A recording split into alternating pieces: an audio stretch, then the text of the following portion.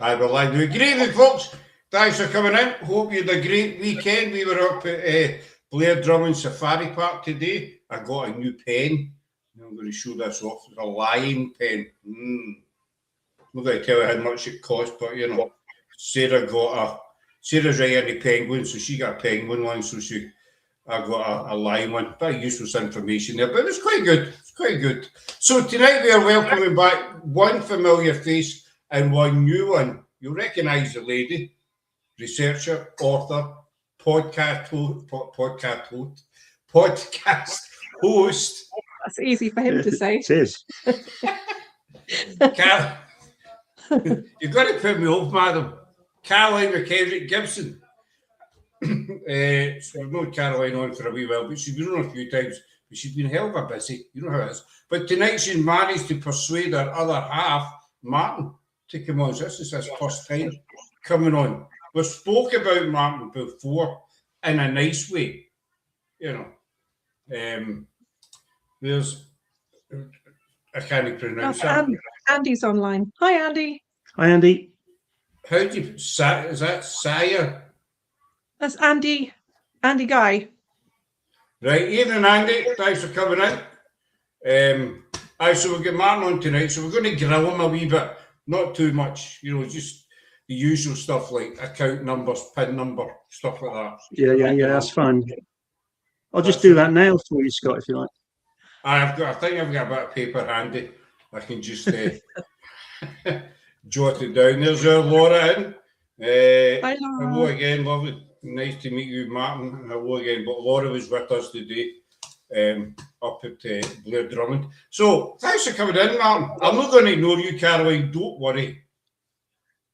Don't worry. I'm going to concentrate on your husband. Don't worry, it's all right. Don't feel left out. You know. Anyway. Get the hand on the neck. It's with the old cartoon thing, the shepherd's thing in it. Yeah. You know. There's your Craig's Laura's other half, and he's also one of ours as well.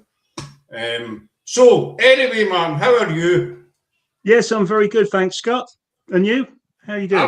I'm good. I mean, my head's roasting actually because you see we're at the day, and because I've not got a lot up on top, my head seems to make contact with the sun more than any other part of my body. I know that feeling. You still get some up the top, you know. Well, zero. Yeah. So, what's your involvement in the paranormal? Is it something you're interested in? I know you go up with Caroline a few times. Yeah, I mean, my involvement with the paranormal wasn't really up to much before meeting Caroline. I'd had a few experiences, maybe, thinking back on it now.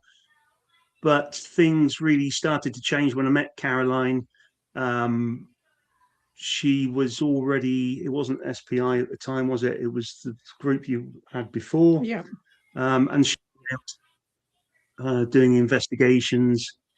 And I started to get involved, just going along to have a look. And back then, really, that took my interest, the things we couldn't explain really started to draw me in, and it's gone on from there. And now I'm out with the group all the time when we're called out or when we're on public investigations, etc. So were you a bit of a skeptic before you find a lot of people that, you know, their other half, well, absolutely a lot of people, their other half's in the paranormal, they're not, they've got a slight interest in it, but they're very, very much a skeptic. Were you like that? I don't think I was. I'd had experience as a child, one particular experience at the age of 5 or 6 in a museum with my mother, which was pretty weird. And I started to read sort of ghost books, you know, kids' ghost books back then. So as a sort of a skeptical believer, I think, wanting to find an answer to it, wanting to find out what's behind it all.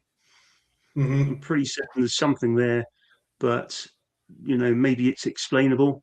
Maybe we can find reasons for it. That's the one thing we've all got in common. Excuse me. But it's not we're trying to find it. I don't think we'll ever find the answer. As we said before, Caroline, until we actually get to where we're going, basically. But the fact that you're a bit sceptic, I think is really good, because you do need to be a bit sceptical in this, let's say, business, and what we do, basically, because no doubt you've met them, Mark, there's far too many people there that jump on I call it the parawagon, they hear somebody fart, and it's, that's paranormal. Right, yeah. All right, maybe no fart, but you know what I mean? Somebody makes a noise of some kind.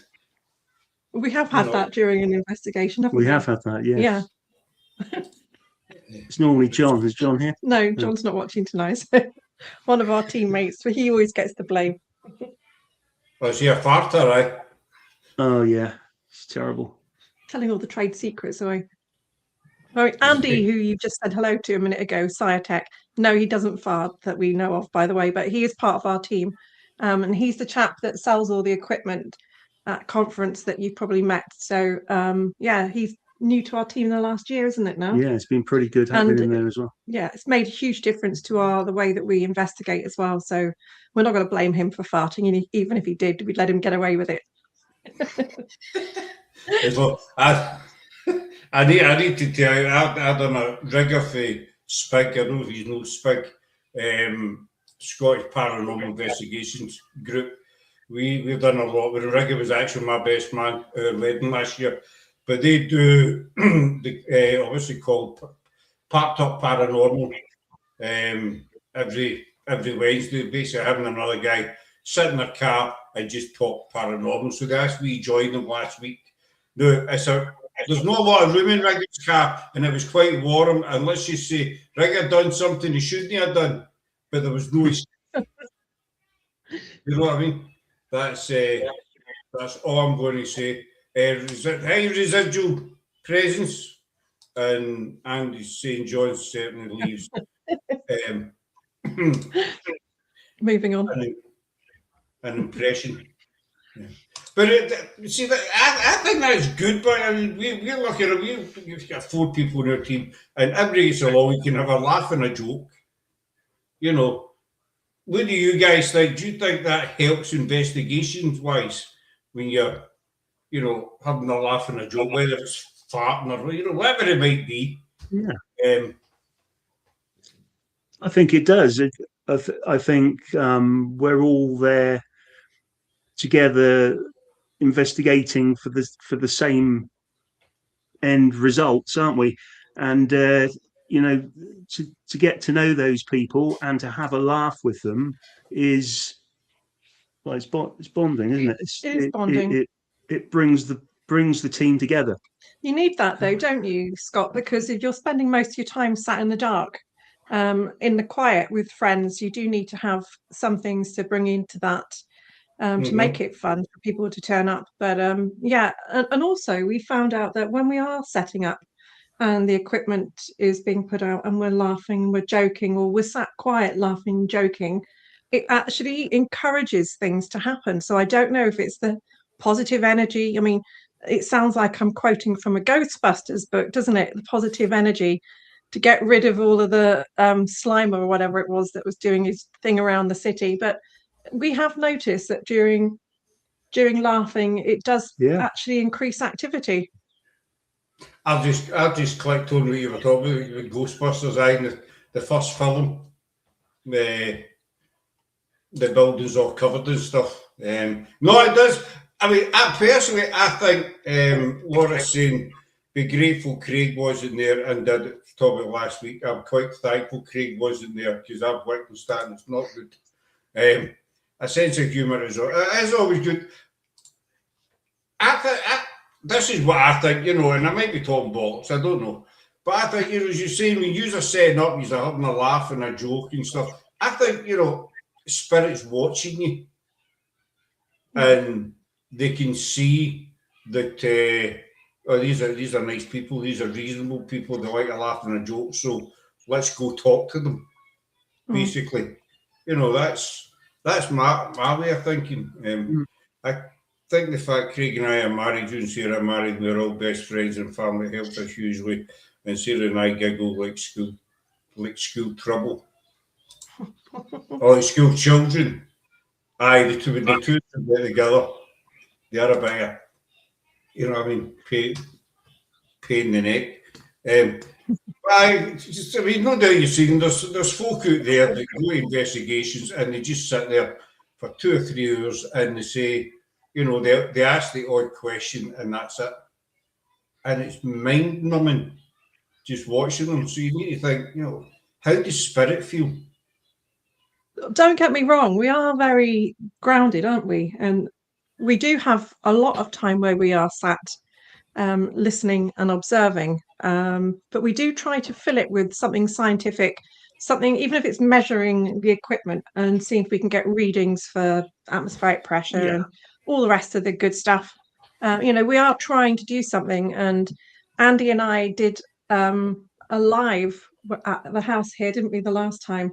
And I think Andy took one of the sessions and I took one, and it was over an hour. We were talking about the equipment. So that was an unusual thing for us, to keep the talking and keep the production towards the camera kind of thing. That was really unusual for us. There is a lot of downtime when you are investigating, a lot. And we don't ask out as many questions as we should, do we? No. Or that we used to, should I say. I mean, we have found that observation gives you more evidence. Definitely. Yeah. I think you can ask too many questions sometimes. I mean, would you want, if someone kept saying to you, is there anyone there? Can you knock? Would you want to keep answering that? I've done it 100 times before. Ask me something different. You and I have spoken about this as well, Caroline, and I've spoken with many other people. People tend to go in there's the same questions and say, are you there? Can you do something for me if you are there? Can you throw something? And you think, if I was a spirit getting asked the same thing 7 days a week, you think, no, I'm not going to throw any more stones. You know what I mean? It's I agree. I find asking too many questions too early just closes down communication. Humour is much more inviting and builds up a relationship. Exactly. I totally agree with that comment. It does. It's all about building up that relationship with spirit, and I mean, we do the same place quite often. And some people say to us, why do you go elsewhere? And we do other places now and again. But I think if you go somewhere and you work at it, then you can build up a relationship with whoever might be there over time. It might take months, might take years, yourself. It's no instantaneous. And I think that's more important, to build up that relationship. Does that Definitely. make sense? And I think, and we have been very lucky to have a lot of places that's never been investigated before. So obviously you don't have all that other tainted stuff that goes with previous, alleged apparitional activity and things. We've got our hands on places that have fresh, eyes looking at it. So it's good to go back, repeat times, and see what evidence can be logged and what information comes up. I mean, we've got 3-4 long-term projects, haven't we? 3 of them are pubs that we can just book and go to at any time after hours. So we're very lucky. And I think all of them are between 1600s and 1800s, aren't they? Yeah. And we got this house.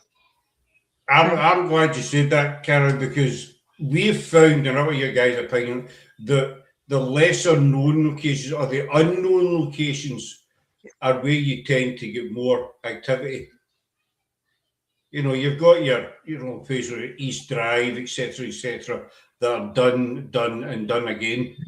But I think if you get places that nobody knows about, then you're more liable to get communication there.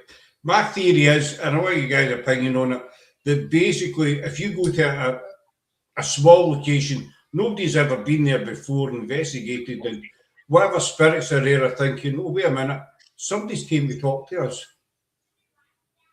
You know, but this is something new for them as well. Yeah. Yeah. I think it can take a couple of visits, can't it, to actually establish, and you get to know the noises of the building. So it's you get this new house syndrome everywhere that you would go. So the cracks and the settling of the wood and the noise of the heating, you need to get to know those noises. So I think it does take a couple of visits to understand where it is To understand the building and understand the environment. building, yeah, and get your base readings for the building as well. But then this sort of feeds back, doesn't it, to what we were saying about too many questions.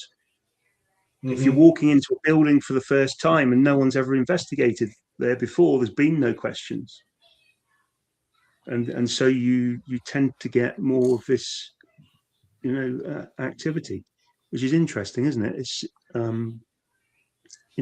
feeds into that sort of idea that maybe they do get bored of being asked the same thing time after time after time. As like Laura's saying, we found that in a lot of locations, but Stair is amazing. There's a small village in Ayrshire. It's about, I don't know, about half an hour's drive for us now. It's not even a village. It's like 2 houses and a pub and a church with a graveyard in it. It's tiny, basically. And I don't think anybody ever goes there because I've never heard any other teams talking about it, or we've been a few times and we always get loads of activity at this location. It's a beautiful place, but it's like 2 houses and a pub and a graveyard, and that's your whack. But we've done the vaults, the Edinburgh vaults, we've done the Ivy House down south, Sherwood Forest, places with that. Didn't get a lot of activity, but when we went to brand new places that nobody's been to, it's been the total opposite. Yeah. We do have places that we go back to every year, every couple of years, though, don't we? And I think one of the ones that it never fails to give us something is Shire Hall in Dorchester, isn't it? Yeah. It used to be a courthouse. You've had some really incredible experiences in there. Even there, I've had more sort of really strange stuff just sitting on my own saying nothing and just listening and recording, rather than asking the questions. Yeah, and it's a lot of normal activity for a courthouse that still goes on. And even though it's known that there was never a gavel in a courthouse, that was only ever been invented by Americanism and films, there never was a gavel that went down to gain silence. But obviously courts were used for other things apart from just the court activity. You used to be able to sell property and auctions and things like that. So was the gavel that we heard that night from a supposed auction? But it's stuff that would go on in the daytime, like children running around. And some of you might be asking, why would we hear children running and giggling? But, in the Victorian times, they used to use it as an activity. And they used to take their children and the families, and they used to make it a day out. So, and we've heard wardens' keys rattling, haven't we? And footsteps up where the judge's seat would be in the courtroom. And there's nobody else in the building, and we're all on the lower floor. So it just seems to be the normal daily routine activity that seems to still go on there. But it's great. Never fails to surprise us for something. I like occasions where Laura's saying it's like they're forgotten. That's sad, as these were real people with real lives and they deserve to be heard. Hide and seek. Well, Laura's meaning there is we did Stair a couple of years ago now, and we picked up what we think was a little boy, and with the cat balls set out on the ground. And I think with a K2 meter, but we says to him, he touched one of the cat balls, to show us where you are. And so the cat ball, one of the cat balls lit up. Long story short, we started saying to him, we moved the cat balls about and we said, tell me what direction you want me to go in to find you. Light up the cat ball in the direction, where you are, and different cat balls would light up. So it turned out, it was a game of hide and seek with this little boy. Which we found was, no, I was going to say bizarre, it wasn't bizarre. It was really, really unusual. We were doing a phone to phone, so I don't know if anyone's done this experiment before, that you have one mobile phone open and the speaker on, and another mobile phone open and the speaker on, and we play white noise on the receiving end just to give it something to manipulate if ghosts are real, because we keep having this conversation. If ghosts are real, and there is such a thing as ghosts, and they want to use something to manipulate for sound, we find that white noise in the background works, and we can hear children giggling. It's far enough away that you can't really hear the white noise. And then I said to them, whoever it was that we were picking up, what's your favorite color? And a child came back and said purple, didn't it? Yeah. And then I said, what's your favorite animal? And what was the favorite animal? A giraffe. I mean, of all the animals that they could probably have known about, that's a very bizarre one to come back in response. And then I said, if you can hear us and you want us to stop talking, push the button on the phone that's lit up, the color, and turn off the phone and we'll go away. And you could clearly hear, we've recorded it, a child's voice saying, you do it. And I think that was phenomenal. And then the line was cut. And then the phone got cut off. So it's as if there was kids at the other end and one of them said to the other one, you do it. I'm not touching it, you do it, Yeah. And then when you look at a phone and you do drop out a signal, it will say signal lost or something, but it had said call ended. So they had pushed the button and the signal hadn't dropped out. To me, I've put these comments up first to say, I find heightened activity with tragedy or crimes are strong can be high energy locations due to the emotional imprint. Lovely phone experiment, very interesting experiment. That's amazing.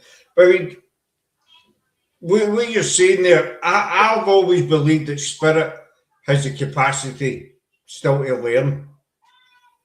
Even when we pass over, we can still pick things up. And I think, that just kind of proves it there. They knew how to turn this phone off. Because the chances are, they might not have phones when the time period these kids were. Because I'm getting very careful. I'm doing well. We're very careful not to say the phone that you see in front of you, turn the red button off and we'll go, because they might not know what color it is, and they're not going to know if it's more than 2000s 1996 what a mobile phone looks like. So you have to be very careful to make sure that you use language fitting with the time that you're trying to communicate with. So I had very clearly said, there's a box in front of you that has lights on it, and it's the one that our voices are coming out of. If you see that there's a light in the middle with a circle, like a shape in the middle, if you don't want to talk to us anymore, push that light. And you have to make it very clear.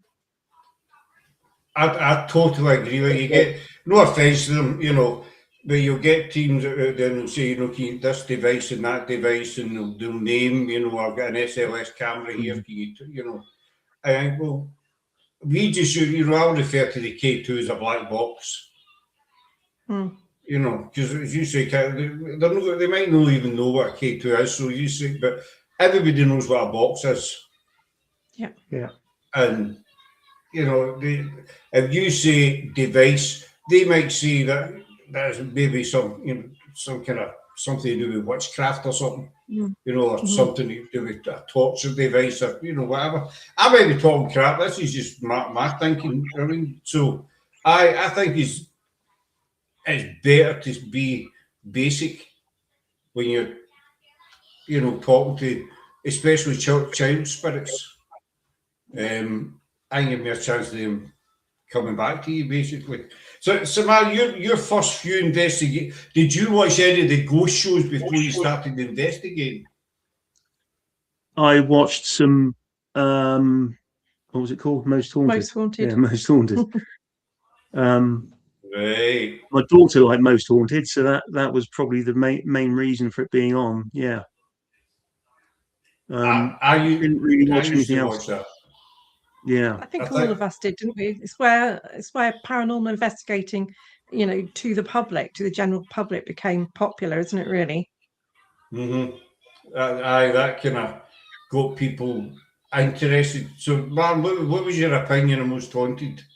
I don't expect you to slag them off, but compared to... I mean, I didn't really know much, about debunking things at the time. I didn't know that, very often you're sitting around a long time waiting for something to happen. And when you looked at Most Haunted and one thing was happening after another, it was quite, it's quite gripping television, isn't it? So I guess I enjoyed it at the time. But obviously, I have my doubts. We know different now, don't we? Like, you've got to sit somewhere for 12 hours at least before you get a couple of things happen for a start. That is 100%. It's you can sit for hours and nothing happens, and you'll get people turn and say, "Oh, that was crap." That tonight was crap. I don't think it's crap because you're still doing what you enjoy.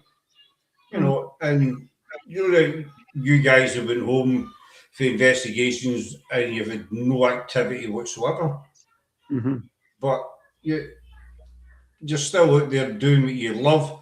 Plus, who knows, whatever location you've been to, there could have been spirits standing about, but they just didn't want to talk.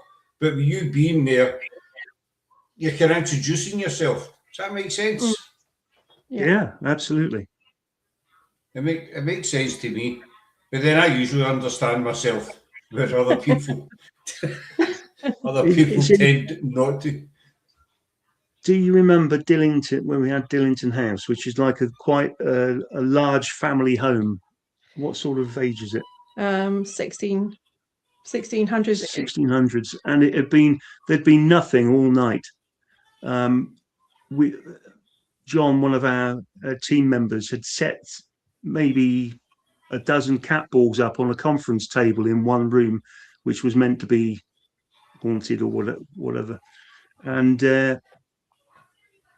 we'd sort of walked away for a tea break, and I'd come down and we had CCTV at the time, and one of the cameras was in that room. And I was I wound back the hard drive to maybe 20 minutes before, and something caught my eye. So I stopped it and started it playing again. And these cat balls were going off, but they were going off in an order around the table. Mm-hmm. So they were in different patterns. And it was basically about 5 or 10 minutes after we left the room. Mm. So maybe they're waiting for us to go away before they start to play. Now, can I just say, we understand the cat balls have flaws and that things can set them off. We understand that. We're very scientific based. This was an event that we were running for members of the public, and they like to see things that flash, and they like to have noises and stuff like that. So we set up some experiments to show them how things can interact with cat balls and stuff like that. And it was a room that there was nothing up there, nobody on that floor at all. It was a big, massive manor house with outbuildings, and we had the full run of the place. And there was nothing there. There was no Wi-Fi that was switched on up there that would create an interaction with the cat balls. And we weren't using our walkie-talkies, were we? No. And there was no mobile phones. Now, some of you might go, hang on a minute, this is a cat ball. But yes, all of these things can have an impact on them. And especially if you're not setting them point up directly, because there's two little metal bars inside, which is the tilt, and that's what makes the lights go off. So when the two metal bars aren't sat directly up and they may be on a slight angle, they're at risk of the bars touching and it could just be a wind, coming through, or even EMF. Anything can make the cat balls go off. So we were aware of this, but they were all set up correctly on the table. But as you say, they were going round in a specific pattern, yeah, which was pretty mind blowing. Which was the strange thing. And there was no one up there. We had a full view of what was in the room. I know exactly what you mean. We've used, I don't know how many cat balls we've lost actually over the 6 years that we've been running. No doubt you guys are the same. It's one of the things. I've got a tendency to, when we get into, maybe a graveyard, I'll kind of throw them at different, to different places, just leave them. And then I forget where I've thrown them. You can't find the others. So you get home and I think they're doing to one or something. We used to have loads of them. But 101 things can set them off. Granted, could be anything. But as you say, they were going off in a specific order, a pattern. That's hard to debunk. To me, there's somebody doing, somebody's doing that to them. It's no vibrations, because if it was vibrations, to me, they would all go off at the same time. Yeah. Or near enough the same time. No individually. Craig said, most haunted entertainment, I love to see active all-night investigation with ghost hunters, etc. Really see what happens and the boredom, etc.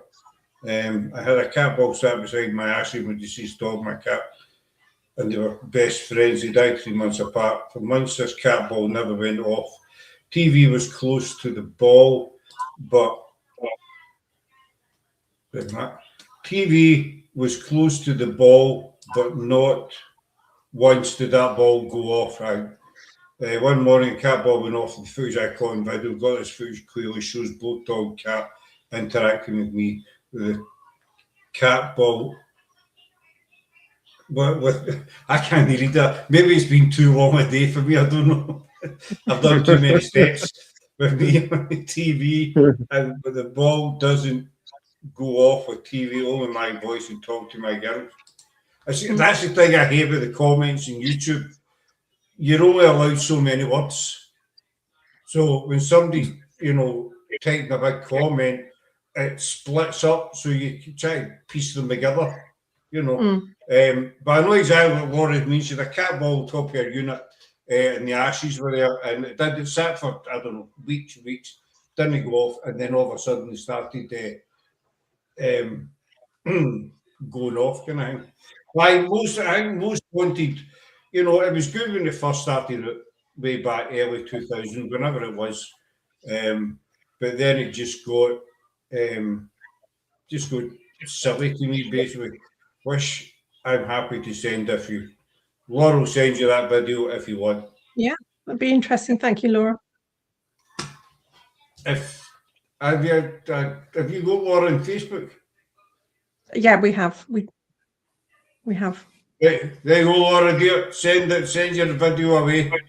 And so, Caroline, what have you been up to? That's us over half an hour in, and I've not even asked you what you've been up to.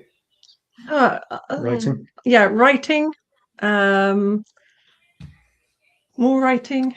Even though I didn't submit an article for this magazine, obviously I'm trying to get other stuff done and caught up with. So I think it's the first time since I've written for the magazine that I haven't actually put an article in, isn't it? And it's going to be weird not being in it this issue, but yeah, I'm going to have lots of different talks available for people for conference this year. So, and I'm also doing a lot of talks for other people as well that are hiring. So WI, I'm on their circuit, and Siege Talks hopefully will be something that will be set up soon. So yeah, doing a lot of local talks, and also even thinking about doing one up in Warwick, aren't we? We've just been up there this week to go and see a couple of areas up there and investigate and have a look around. So that was nice. What else? The book is nearly finished. Hoping to have that done in the next few weeks so that we can sell it at conference. But it's just it keeps getting pushed to the back of the queue all the time. Other things that are urgent come up, but I really just need to sit there and push the final buttons. Oh, I know Haunted Magazine will be missing me this issue.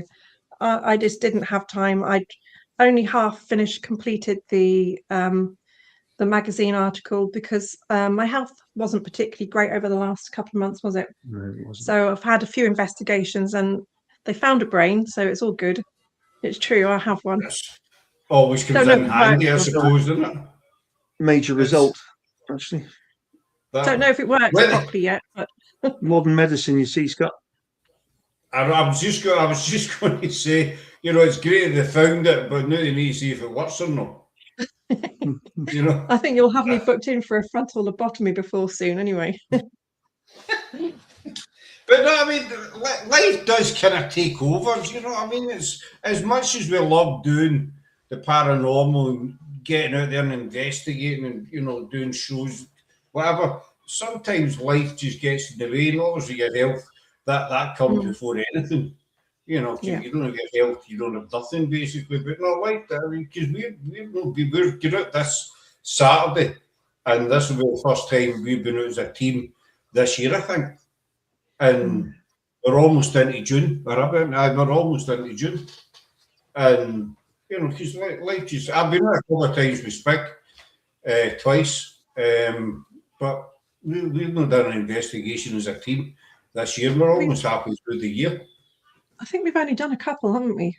Yeah, we haven't done No. an awful lot. Like we had one in January with the most of the team. Yes. That was And at we did Jamaica Inn. Bridport.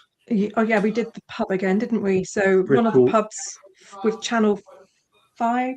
Four. God, get the channel right. So we had them coming in. It was a pre-meeting for a documentary, hopefully, that we're going to be filming later on, and it was for a bid for the documentary or even the series. So we will probably hear a little bit more back about that one. Channel 5 has approached us to do something with us. We've got the true crime stuff that we're still doing. That's been delayed a little bit, hasn't it? Starting back off in September, time, isn't it? October again now, which is nice because that will let me have 2 of my books finished. Sorry, I didn't mean to bash you then.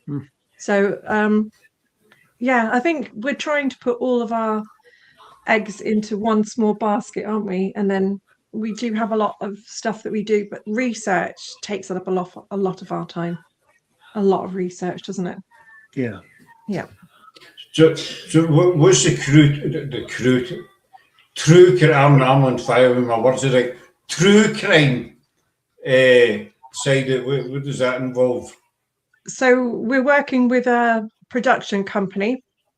We did some stuff with them last year as well. I can't tell you about it because we've got an NDA, but it's to do with well-known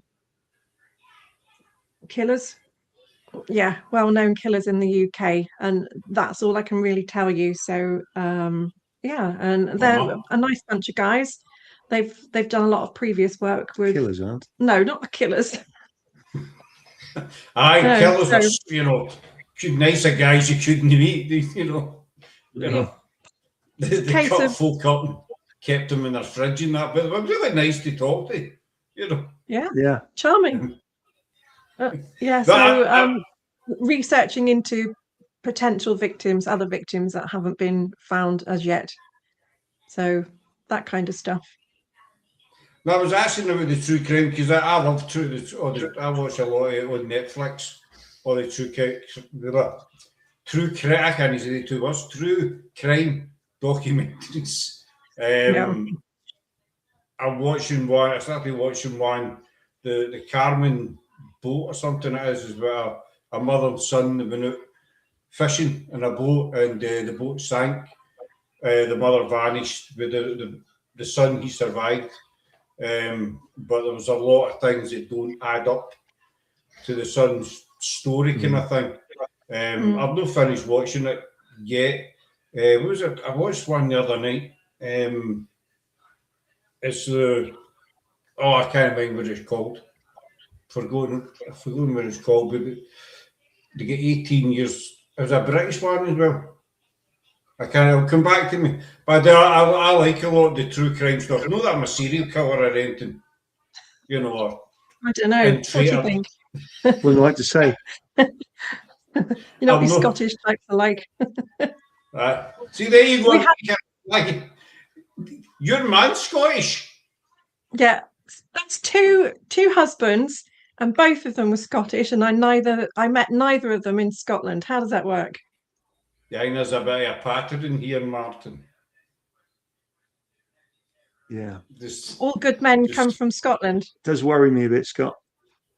I'd be, you know, I'd be keeping one eye open when I go to bed and stuff like that, you know.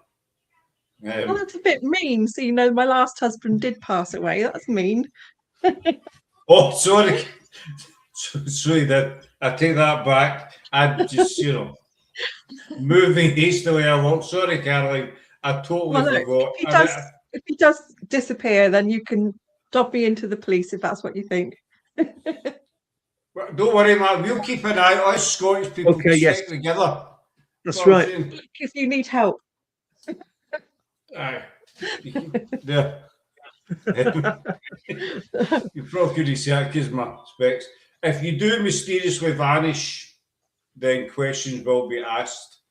You know, if you I've mysteriously got vanish Newcastle and already. Caroline turns up in Scotland again, questions will be asked, my man. Don't worry, we'll watch out for That's you. right. Yeah. Yeah. So don't try it. Right. No. Because you've You been can run lost, fast. Caroline. Very You can run close. fast. But going Big back ones. to the true crime, let's move on from killing husbands because that's not what this is about. So Aye, going back to the true crime, can you remember that conversation that we had when I was on the show once before about my family back over all the years having links with serial killers? Can you remember that? Mm-hmm. I'd And keep that to for those myself, that- but Martin's beside you. Yeah, unfortunately, it doesn't kind of work that way. But a friend of mine was asking me questions about 10 Rillington Place. And we'd just been up to visit her in London, hadn't we? And when we came back, we said, should we get the film to have a look with Richard Attenborough in it? And he was showing a new potential victim around the house. And she said, oh, is this floor, the middle floor, where we're going to look at for our flat? And Richard Attenborough said, no, that belongs to Mr. Kitchener. So I kind of leant forward and I paused the video or paused the recording and I said, we need to investigate this. So I started to do a deep dive into ancestry, and lo and behold, not only one side of my family, which were the Kitcheners, that's my grandfather's side, but my grandmother, who was married to him, she was an Aldridge. And if you went back through all the history of looking 10 Rillington Place, you've had Aldridges and Kitcheners living there before, during, and after the murders of 10 Rillington. Right, keep that in mind, Martin. Keep it in mind. Yeah. Link. Link. Every time you hear the word link, run, basically. Or hide, whatever. I don't know what comes first. I remember, I saw that film many, many years ago. It was a great film. No, you know, it's sad what happened to the victims. And then, of course, the husband, he got executed even though he was innocent. I remember seeing that film, but no, I love the true crime stuff. And one reason I love it is to see, you know, how easily these people are caught sometimes. You know, you could think they're clever and they might have 15, 20 victims, and the slightest thing can trip them up, sort of thing. But I'll be keeping an eye out for that. You know, when you've done it, because I think that'll be really, really interesting. And another thing I was going to ask you, I had Hannah Richards on last week, or otherwise she's known as Hannah Haunts. She's quite big on TikTok, but we were talking about the sudden rise, if you want to call it that, about all these overnight mediums and tarot readers on TikTok. I don't know if you guys have experienced any or seen any. Yeah, I think you're not on TikTok as much as me, are you? Yeah, and you do get unsolicited requests for, oh, I've come across your profile. So I tend to just delete the message and, leave them to it, because if you don't answer on TikTok, then there's no way they can send you more than 2 messages, I think. So I just delete them and move on. But that does smack of a bit suspect to me. It just seems to be the last, Hannah said 12 months. I've only noticed in the last maybe 5 or 6 months. But I think it's getting the paranormal a bad name. All these cabbages popping up, every week. I'm a psychic, a psychic medium. I can read tarot, blah blah blah. And you think, seriously, when's it going to end? And I mean, you're well established and well known in the paranormal, and well respected, and I think, idiots like that can cause a lot of damage, don't you think? Yeah, I think they can. And unfortunately, you've got so many scam artists that's over the place. And I think it's just another avenue for people to make a quick buck, preying on vulnerability of members of the public. I think all the uncertainty that the world's bringing us at the moment is feeding into their hands. It's an ideal opportunity, isn't it, for the scammers to feed on that. I'm not saying that every person doing tarot cards is scamming, but the ones that approach you unsolicited and, that aren't just doing their own things, I would absolutely put money on them being not genuine. But there still isn't really any way that people can be tested within mediumship. Nobody ever won that $1 million, did they? With the American Institute, that nobody ever won it, nobody ever was validated, and everybody had an option to go and step forward and to be tested scientifically. But as of yet, there's nothing to prove that mediums are 100% correct. I know a few mediums. I've known quite a few since we started, but only maybe 3 or 4 I would say were genuine. And what they're saying. Big Barry being one, Big Bazza. You shout out for Bazza Boy. Whoop, whoop, don't know if you'll be watching, but give him a wee shout out. But it is hard. I mean, anybody can turn around and say, right, I'm a medium, and people will believe them. Yeah. But I was just wanting your guys' opinion, because I've spoken to a lot of people about this, because there's 2 in particular on TikTok that are really grinding my gears, and Hannah was the same.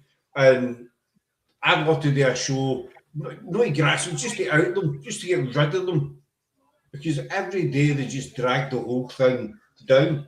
I mean, I'm not ranting or anything. Don't get me, I'm not having a rant or anything. I'm just saying, But moving along, so man, after your first investigations and stuff, did your whole perspective change of the paranormal? Did it change the way you looked at it? It did, yeah. I mean, Caroline was already investigating in a sort of a scientific manner. And that sort of intrigued me, because I didn't really know what I was doing. I was learning from Caroline. Caroline obviously knew what she was doing, but the sort of recording of events and the whole process of the investigation was new to me, and immediately gained my interest. That was it. I was then off and running with it, wasn't I? Did you find that you got hooked? Very, very well. Sharp learning curve for you, wasn't it, at the beginning?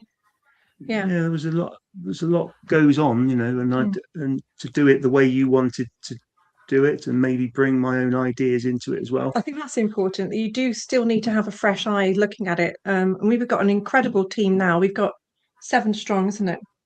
Everybody brings something different into the team itself. But you just fell very, very naturally into the role of being a researcher and an investigator. And you know, I do have a very specific way that I like to investigate, and it is kind of methodical and scientific. It's basically having benchmarks that we do the same thing, repeat the same way of setting equipment up.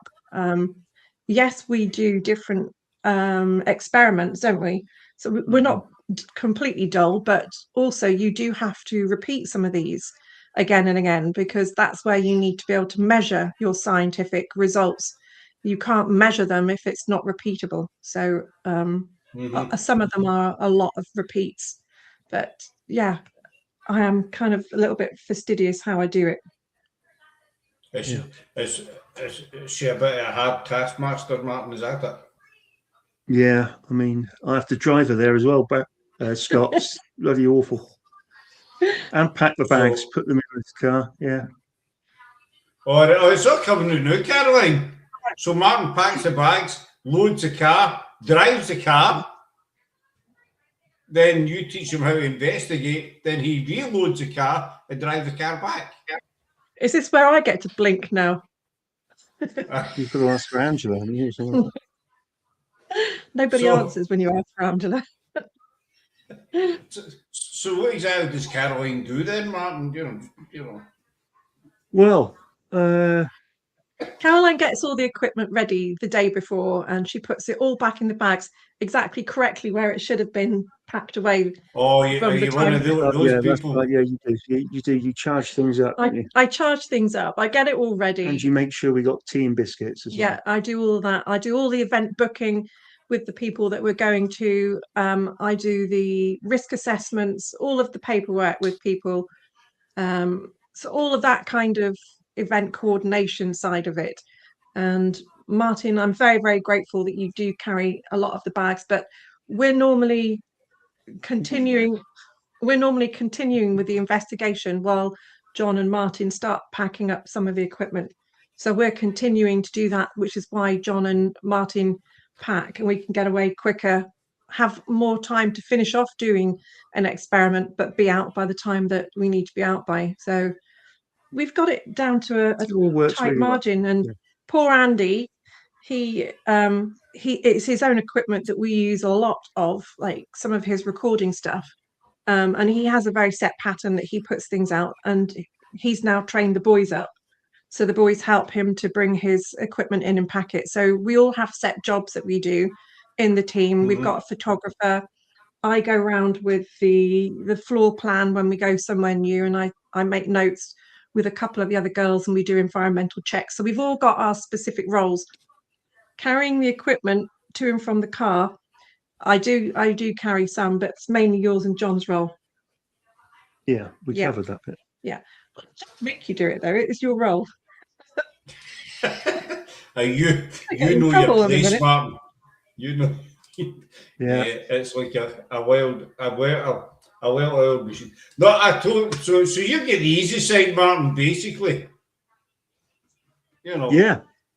Yeah. You get the kind of easy side, but you know, as the gentleman there says, a well-oiled machine. I totally get that, because a few years back we used to have about 4 teams in the Scottish team. I think there was maybe 7 or 8 of us. And when we go to investigations, try to set up, it was just a shambles, because nobody wanted to set up, you know, and try to get things organised. It was just a mess. It would take you maybe best part of an hour sometimes to even just get set up. And it was just a joke, to be honest. But once we whittled down the team, it ran a lot smoother. So I totally agree. I totally get what you guys are talking about. You've got a good team, 7 of, and you all know what you're doing. You've all got your own individual jobs, you know, to do. And what's a lot better that? And I found that as well. We've only got 4. Occasionally Laura's daughter will come out with us. But it saves time, and I think it also adds to we were saying earlier on about the sort of positivity in an investigation. You know, because no doubt you guys have done investigations before, and you've arrived at the location and nobody knows what they're doing, and it can be annoying, you know, and you're kind of sitting there kind of, and I think that kind of can interfere with the investigation. Well, We just that's think- where you need to have a bossy Caroline then, who has an idea of how to set up for the Be best of bossy. the team. Yeah, Is you she need to have bossy, a bossy. Martin? Aye? Come on, Bossy come on, sometimes. Laura, She can step be. up, Laura. You take on that role, sweetie. Oh, no, Can you're be, good. Scott, you know. You just have to put up with it. No, I sympathise with you, my man. I really do. I feel your pain. Being a fellow Scot, do you know? Thanks, Scott. I'm going to get stick when this goes out, aren't I? When people have watched it. Aye, people are going to see Caroline in a whole different light, the other side of the fence. I know. I've even Caroline said the is- word fart live Did you say fart? at the beginning of the night. Yes, Don't take that out, Scott, will you? you can't. It's live. No. It Leave all it in stays. there. I don't know how to edit anyway. Sarah does your editing. I don't have a clue how to edit that stuff. You know, you're lucky I can turn the computer. See if I turn this computer on and something doesn't work, I need to shout on Sarah. I start panicking. You know, if the world's going to end. There's a couple of times I've not any volume or, you know, or any picture on the screen or that. So, you know, wake up, you know, I don't know what's happening. This isn't working. This needs to work. You know, my remedy, Martin, being a Scotsman, is unplug it from the wall for 2 minutes. Yeah. Then plug Yes. it back in. The Scottish reboot. I don't know who came up with the 2 minute time, you know, but it seems it's worked a few times for me. But you were talking, you're a very scientific, technical team. What's your opinion on basic? I mean, you know Barry Frankish. Yeah. He's doing a thing called the Victorian Ghost Hunter, where he's taking away all the tech, getting rid of it completely, and going back to basics kind of thing. What's your thoughts on just basic investigating? You know, like they used to do in the old days, kind of thing. Well, that's the ASAP methodology, isn't it? How it's what we've promoted mostly. I mean, we do use equipment, but we use it specifically for getting scientific results and environmental stuff. So readings and stuff like that. Yeah, I mean, people keep seeing someone saying Sire Paratech talking here. If anybody wants equipment, by all means, go and have a look at his website, or you can send me a message and I'll send you a link. It's the only equipment that I really would heavily promote. It's very scientific based. It's been checked by him for its accuracy and everything, hasn't it? It's pretty good. And we look at things like air pressure, temperature fluctuations, EMF. There's loads of different environmentals, and he's even working on some stuff to do with radiation and things, which we're finding that we get peaks and troughs with radiation when we get paranormal activity. So but apart from that, we are very basic, back to basics, aren't we? Yeah. Notepad, a recorder and a pen, and we would be happy just with that. Yeah, so thanks for the support, Caroline. I'll give her a wee look up as well. I haven't got. I did have a notepad. Well, I've got a notepad here. I'm going to write it down right now. I never write anything down. I've always holding a pen, but I never ever write anything down. I don't know why. I'm going to use my new line pen. My pen as well. He's using his line pen. My line pen will show off again. You see, I bet it doesn't bloody work. Oh, it does work. You know. I'm just writing this down. 2 seconds. I write like a 2-year-old or like a doctor. No offence to doctors, you know what I mean. But I've been told I write like a doctor. You know how doctors scribble out prescriptions and stuff. And if you want some discount, Scott, let me know and I'll give you a discount code. Oh, I'm Scottish. Discounts, one of your favourite words. Carry on. You know. I don't have the code with me now, unless Andy puts the code up there himself. You could kind of took the air out of my balloon there, Caroline. Yeah, you get 15% discount off with the link. So if anybody's watching this and they want it, Andy might. Andy do it. might just type up a code in there right now if he can remember what it is. Right. North of the border, we like the words free and discount.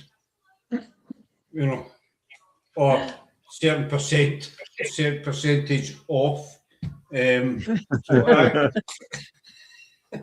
not that we're tight-fisted or anything, do you know what I mean? But we do like to keep our money. It might be quicker for me to find the discount code.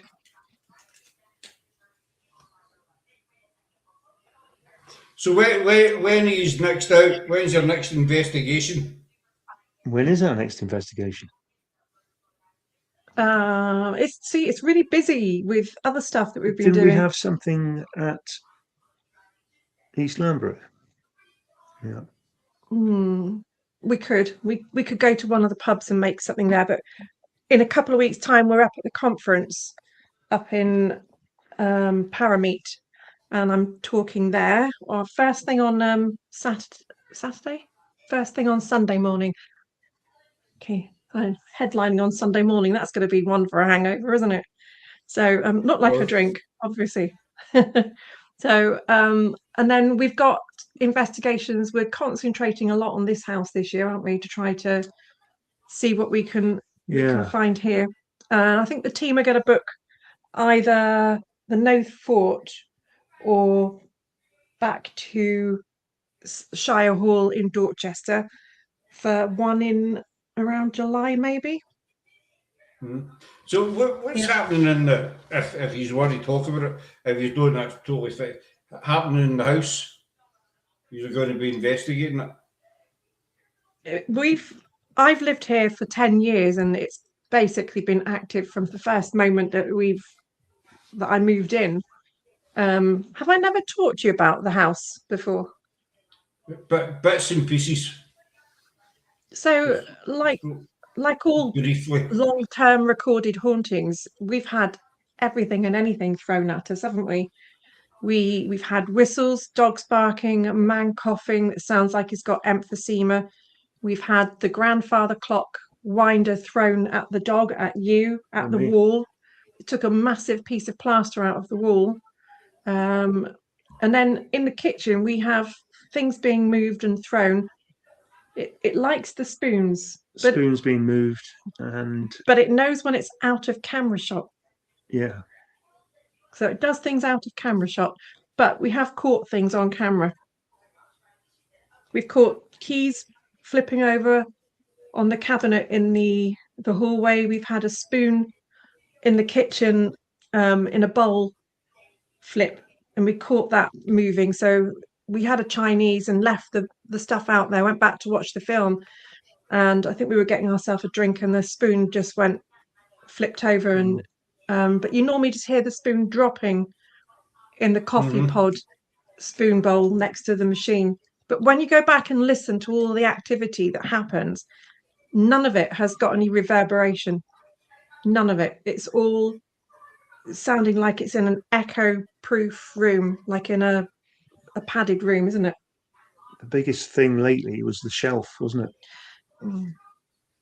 There's a shelf bin upstairs, and we don't normally have an awful lot upstairs, but it's moved up there, and we're hearing footsteps and bangs and all kind of stuff. And then the shelf now, there's a V cut into the wall between our room. I think it's where the eaves. If you imagine, it's either an eave or an old staircase, and the shelf basically sits in there. It's a heavy wooden shelf, and it sits in there, wedged in, basically. Yeah, gravity, held in by gravity. So it has to be lifted for it to come out. Well, we were in bed. It was about a month ago now, wasn't it? And we heard this massive crash and it sounded heavy. So couldn't figure out what it was, could we? I said to Martin, "What's that?" And he goes, "I don't know." And I said, "Well, go and have a look." He goes, "Well, why don't you go and have a look?" So we both got out of bed, went into the corridor. We were looking for something on the floor. You went into your office and found that there was a folder on the floor in your office. Yeah. So did that come off at the same time? Because there was no way that should have been off. But it took a week, I think it was, or a couple of weeks, and I was coming back in and I went, well, why is that there? Why is that like that?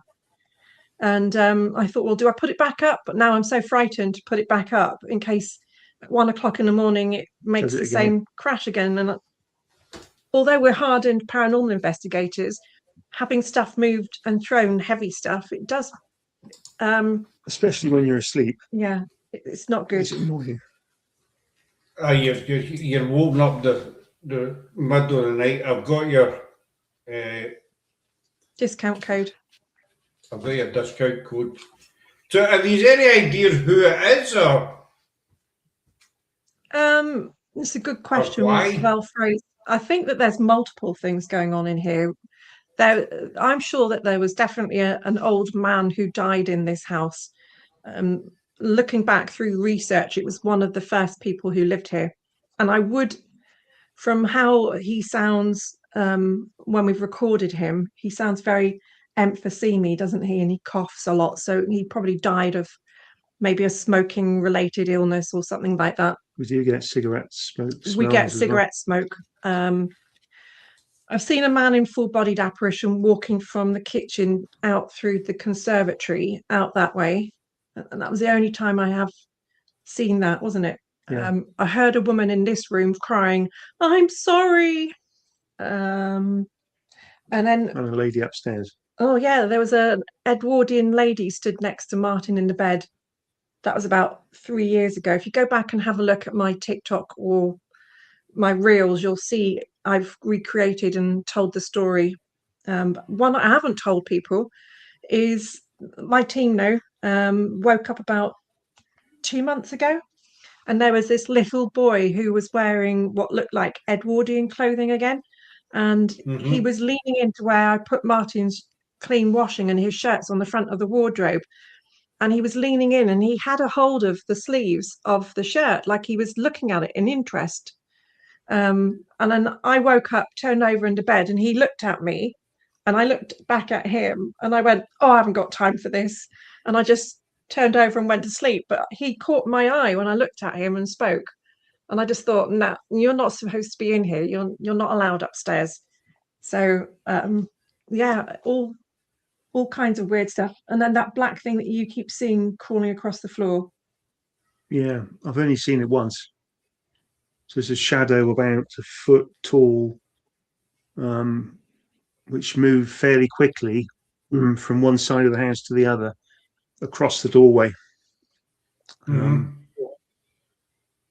Yeah, it was quite strange. So it's freaked me out a bit. It's quite a busy house then, paranormal wise. It was a lot busier for a while, but it seemed to have. It goes in fits and starts, doesn't it? Yeah. So sometimes it can get pretty horrible, can't it? It's changed the way that it never used to be frightening until about a year ago, did it?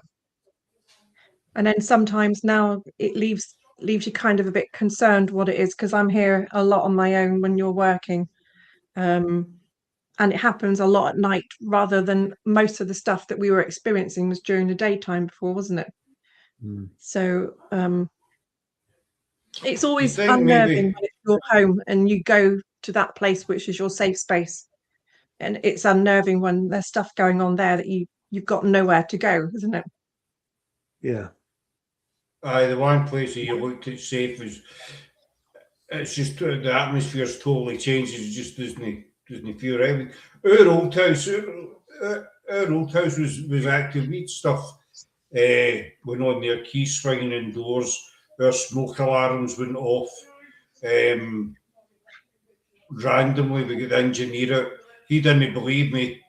He checked them all. He said, "There's nothing wrong with these." And just as he was leaving, which I found was really weird, just as he was leaving the house, one of the smoke alarms went off. And I found that really strange. I started thinking, whoever's doing that, is this them trying to prove to this guy, look, I can do this with the smoke alarm? Because they were just they were going off at different times of the day. And so the smoke alarm, and I says to the guy, I says, there you go. He says, I've been doing this for X amount of years. He says, I've never known anything like this to happen. I said, well, you've heard it yourself. It just goes off. I says, I've checked them, I've hoovered them. I tried everything with them. And he says, I've never seen that in my life. But it was just as if he'd been 10 seconds faster, he would have been at the door. But just as he was 10 at the front door, the smoke alarm went. I was like, yes. See, there you go. It's not me. I'm no nuts. Twice I was lying on the bed during the day watching the telly, and I saw a millisecond somebody going by the door, the bedroom door. I was the only one in. I seen somebody shooting by the bedroom door. It was nothing disturbing, you know. Taiyami had Rex from Toy Story, the classic dinosaur.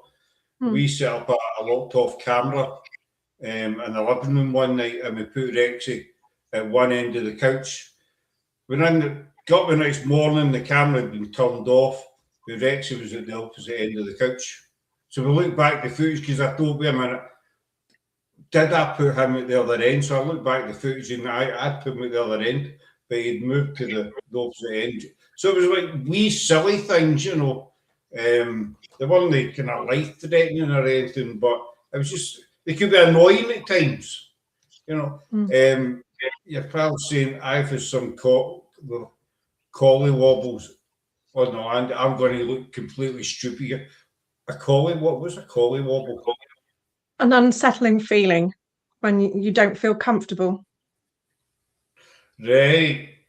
So up on the landing is probably where the paranormal activity happens upstairs, isn't it? Yeah. I don't know. I mean, it never used to be upstairs at all. Only one thing that we woke up in the middle.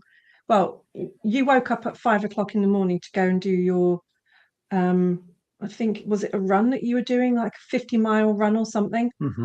And at 5:05, we both heard a girl in the corridor going, la, la, la. And this was the day after I submitted my magazine article to Haunted Magazine on signs of poltergeist activity. And of course, everything that I was reading out to you, like mimicking children's voices, clothing moving. We even had a bird fly in the window, didn't we, back then, the day that happened. So all of these things that we'd had all were happening around the time of submitting that poltergeist article. Mm-hmm. So yeah, that was weird up there. But that was the only thing that had ever happened. And now we seem to be getting a lot of stuff happening upstairs. Fire alarms upstairs. The smoke alarms go off, or did go off a lot upstairs for 3 rings. I've read a few people, or spoke to a few people that it seems to be quite more common than you think. The smoke alarm thing. I mean, I know we had it back in the old house. You've had these, but I've spoken to a few people who says that the smoke alarms just go off randomly, and they have them tested, they have them checked, and there's nothing wrong with them. Ours only seem to go off on anniversaries or birth dates at about between 3 and 4 in the morning. So we'd have nothing random, would we? It would all be specific. So the last time it went off was the morning of my birthday 2 years ago. And then I shouted and said, don't do that again, or I'll find someone to send you somewhere very dark and hot. So it hasn't happened since, has it? Well, no, the following year, I lied. The following year, the smoke alarm went off on my birthday, but it went off with the battery running out. So it was the beep. Yeah, that's right. Rather than... You got an interesting story about that, though. I have got an interesting story. So this all used to happen when my late husband died in the last house that we lived at. And I stayed there for 2 years only in total. And it was too much for me to cope with being there. So I moved and bought this house. You got someone behind you. That's my daughter. So I'm off in a minute, baby girl. Yes, I got confused then. What was I saying? We moved house. Yeah, so Yes, when we in the came old here, house. I was having well, back in that house, the day of his funeral, we started having things going wrong with the smoke alarms and the doorbells and stuff like that. And that went on for quite a while. And it would be birthdays, anniversaries, and stuff like that. And other people witnessed it, not just me. And then when we moved, I came out here, then I started refurbishing this house straight away. And a family friend came over and she said, "Oh, I really miss," she used to call me Mummy Caroline and Steve, Daddy Steve. And it was one of Ross's close friends. She said, "Oh, I really miss Daddy Steve." And I said, "Well, he can't show you that he's here because he's never been in this house." And the TV went off. And she said, "Does that normally happen?" And I went, "Well, no, I've never known it to happen before." I said, "In the Mhm. last house, he used to set smoke alarms off, but he can't do that here because the electrics are all being stripped out and he hasn't got any smoke alarms to muck around with." And saying that, the battery operated one that was on the window in the back room went off for 3 rings, and we both looked and I went, "Oh." So even the battery one that I put in temporarily until we had the new ones went off. I said, "Well, maybe he's telling you that he's here." But that puts paid to a lot of people saying that, ghosts are stuck in the places that they are linked to. He's never been in this house, so how would he know But where this house is? I don't believe that. I don't believe that spirits are stuck to the one place. I do believe that, spirits can choose to remain in the one place, you know, whether it was a place they were happiest in or felt safest in or whatever. But I believe spirits can move about as easily as you and I can, you Yeah. know, probably a lot quicker than you and I can, mind you. But so it just shows you that he was still about if he was messing about with that other alarm. Well, To the me, story that's doesn't stop. The story doesn't stop there. A friend of mine there's more. booked for me to go to a spiritualist medium, didn't they, that night? So this was for my birthday, and I went down. I don't feed mediums. I don't let them cold read me. So I just say yes, no, I don't accept that, or yes, and confirm or deny, and that's all that they get. And this medium, she's incredible. She's called Nikki Kitt, if anybody lives in Somerset or Dorset area. Nikki was very specific with information that she gave me. I'm not going to share it to you guys. It's kind of personal that only I would know, nobody else in the family. And at the very end, she said, "Your late husband, or who it was that was talking, wants to give you a message. He said to remind you of Al." Now, Al used to live in our courtyard. There was 9 houses in the courtyard. And when I sold the house, he moved from the house opposite and bought mine and moved into that with his partner. So Mm-hmm. I messaged him to say, just out of interest, have you ever had any smoke alarms go off on, random times, 2:45, 3:45 in the morning in the 10 years that you've had the house? Well, it was 8 years back then, wasn't it? And he said, "No, never." And he said, "Why did you ask that?" And I told him about going to the spiritualist medium, and he said, "No, never, ever in the whole time that we've had the house." And I said, "Well, thank you for confirming." The next morning at 9 o'clock, I got a message. "What the hell did you do to our house last night? The smoke alarms went off exactly how you said that they would for 3 rings at 3:45 in the morning." That just shows you that somebody's listening, How And how does it manipulate? I mean, he in the military, he worked on electronics, on helicopters. That was his job. So he knew what electrics were and how to manipulate them, I'm guessing, and he's if it was. still, and the medium told you that as well. See, we were Yeah. saying earlier on about, mediums, anybody can claim. I had a similar years and years ago. I used to go to Spiritual Church in Glasgow. I had a mate whose uncle ran one, and he says to me once, "Do you want to come along?" So I went. It was in Shettleston in Glasgow, and I started going to different ones, but I never ever. I always sat up the back out the road. I never ever got a message. You know, I was always sitting up the back out the road, just watching. And I was kind of doubtful, you know, as a lot of people were. You get the medium on the stage, I want to come here and can you take that, and etc. etc. But then I went to one particular night, just myself, but I'd never been before. Nobody knew me. This medium, this lady came on and she says, you've got a daughter in the spirit world called Donna, and she's been sitting on your knee since she came in. Nobody knew me. No, I lost a daughter back in 1992, named called Donna. There's no way in hell this woman could have known that. And she told me about my gran, a little habit that my grandma had. She told me about an ex-girlfriend, where she passed. She told me how she passed. All the stuff that she told me about. She described my dad down to a T, absolutely down to, you know, the last detail she described my dad.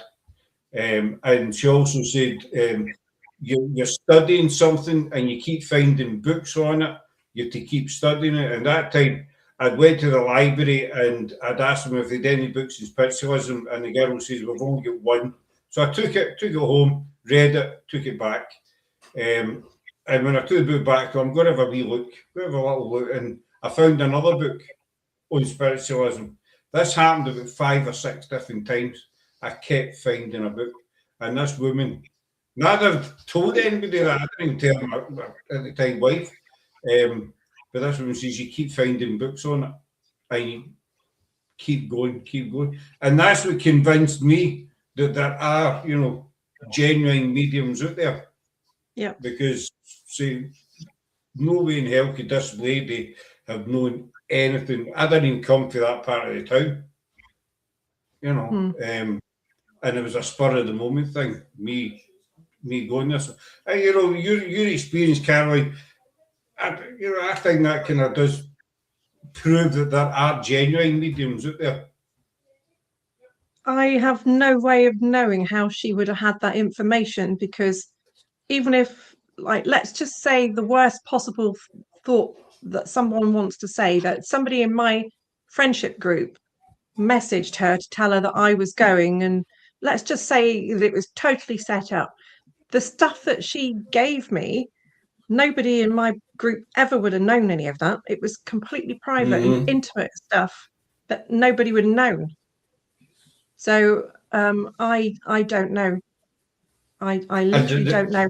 And I'm not saying, if anyone's watching this, that Nikki Kit is set up. I've been to her on more than one occasion, and I find her, of all the mediums I've ever been to watch, I find her very genuine with the information. And from my reading that she gave me, there's no way that I can explain how she knew that. So yes. And also we love Barry as well, don't we? Yes.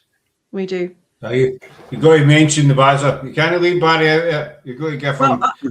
I have to thank you, because you set the date up for me and him on here, didn't you? Where we had a joint interview, and that's the first time that I properly met him, and we've been firm friends ever since. Well, you're very welcome. I'm glad I introduced you to Big Bazza. I don't know if he's still in Rome. He was going to Rome. Was it the first week in June? He's trying to go to Rome for a week. He's always travelling. Yeah. As this weekend it goes. He's always off somewhere sunny and holiday. It's Amanda's birthday gift, his sister. So the lucky buggers are like, I've got a lot of time for Barry. He's the kind of guy I could talk to him for hours. Same as yourself. I need to say that because you're on. Know what I'm saying? I'm only kidding. But I think my daughter appearing there was a sign that she wants to go to bed, and I'm not the only one that she'll let put to bed. It's a daddy-daughter thing. So she's done it since she was kind of high, you know. She doesn't settle otherwise. But I'll keep a hold of you just after we come off, if that's all right, for a wee second or two. So where can people find you both? So we have a website, which is spiuk.org. Go and have a look at that. Or I'm on most social medias, Caroline McKendrick Gibson, TikTok, Caroline McKendrick Gibson. We've just set up a new Facebook page because people might get sick of seeing all of my shorts, and that's History, Heritage and Hauntings. And we've also got our own podcast that we do, the three of us. So Martin's part of the podcast interview team with our business partner, Christian Lander. And that's called The Unearthly Bureau. So you can pop along to any of those and send us a message on anyone. Yeah. But So, thank Martin, you very I'm much gonna for put- inviting us. Yeah, I'm thank you gonna for put you on inviting this- us. I'm going to put you on the spot, Martin. Would you come back again? Yeah, I would do. Yeah. Brilliant. That's fine. That's fine. I shall keep a hold of you. And I never heard what you said there, Caroline. What was that? Without me, probably. No, you're all right. We'll just No, you. We'll let it come on, Martin, won't we? as long as you're quiet like you've been tonight, everything will be fine. Aye. As long as you behave, you're welcome. We'll Just let it behave come on, yourself. Martin, I think. Yeah. Aye. You let me back on again, will you? Yeah. Okay. So if Martin's not at work tomorrow, folks, you know why. He's under the patio. He's under the. That was Brookside. That was Brookside, wasn't it? He was under the patio. Yeah, yeah. Also, kind of a few serial killers have done that as well. Aye, I know what. Two in particular. Christ, how old am I to remember that in Brookside? I remember that. He was under the patio. You know what I mean? Yeah. Anyway, so go and look these two lovely people up, and you shall be seeing them again because Martin's just volunteered to come back as long as Caroline behaves. I mean, which I think she will because I know she likes coming on here. I do. Thank you. That's a big compliment for me, for us. Aye, so we're going to wind up there, folks. So go and give this lovely couple a wee look up, and we're going to say goodnight. I'm back on Tuesday with Unlock Paranormal. Then Wednesday we have Mr. Greyfriars himself, Jamie Costorfin, coming on. Now, whenever Jamie's been on, him and I usually have a rant and a chat. So it's a bit of a chat, rant, get it, chant. No, don't mind, that was a wee joke there. So you were seeing Jamie, but you'll be seeing these two lovely people again soon as well. So enjoy the rest of your evening, your weekend, and we'll talk to you soon. Cheers, folks. Bye. Bye. Bye.